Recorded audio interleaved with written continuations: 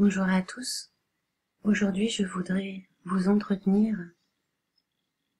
de l'intervention de l'appareil politico-médiatique sur notre perception de la réalité. Il s'agit pour la gouvernance de justifier certaines décisions politiques en décalage avec le réel grâce à des outils statistiques qui sont censés être plus réels que nos propres perceptions. Exemple, en ce moment, un projet de loi énergie doit être voté. Il faut donc que nous pensions qu'il y ait une urgence climatique visant à influencer nos perceptions afin que nous acceptions cette fameuse transition énergétique définie par la Commission européenne comme conçue pour montrer que la transition vers l'énergie propre constitue le secteur de croissance de l'avenir, le segment idéal pour placer intelligemment son argent. Ipsos, l'institut de sondage, fait régulièrement état d'un sensiblement décalage entre nos perceptions et ce que eux ont défini comme la réalité à partir des statistiques et des chiffres qu'ils ont eux-mêmes construits. D'éminents psychologues, comme Solomon Asch ou Stanley Milgram, ont démontré au XXe siècle que nos perceptions de la réalité sont largement influencées par l'environnement et que nous pouvons nous conformer à des perceptions, y compris si elles sont fausses, du moment qu'elles sont acceptées par le plus grand nombre. Cela a été appelé conformisme. En gros, si tout le monde autour de nous se met à affirmer que 2 plus 2 font 5, nous aurons tendance, nous aussi, à nous conformer à cette erreur, sans pour autant savoir pourquoi.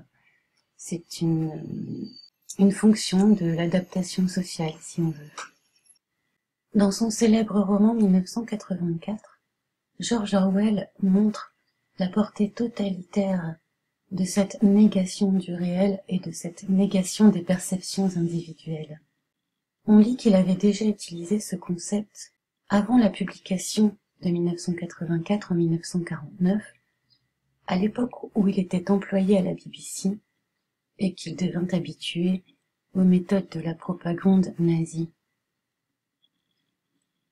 Dans son essai « Looking Back on the Spanish War », publié 4 ans avant 1984, Orwell explique que la théorie nazie nie l'existence d'une chose telle que la vérité et tente de prendre le contrôle du passé en transformant les affirmations du leader en vérité absolue. S'il dit que 2 et 2 font 5, eh bien 2 et 2 font 5. Cette perspective m'effraie bien plus que les bombes, dit-il. Moi aussi, ça m'effraie plus que les bombes.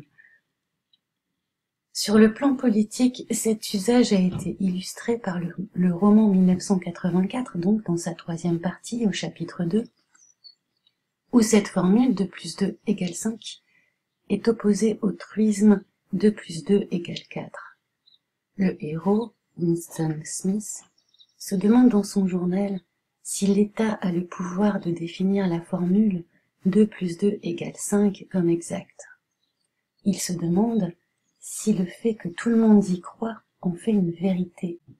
Lors de l'explication de la doctrine du parti, le dirigeant dit à Winston que le parti peut décider de dire que 2 plus 2 égale 5 dans certaines circonstances, mais que dans d'autres, il est obligé d'admettre que 2 plus 2 égale 4.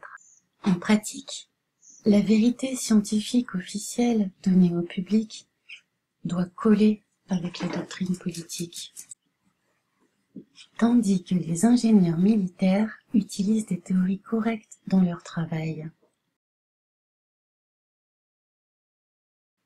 Cette contradiction apparente n'est qu'un aspect de la double pensée. Je vous remercie et je vous dis à bientôt.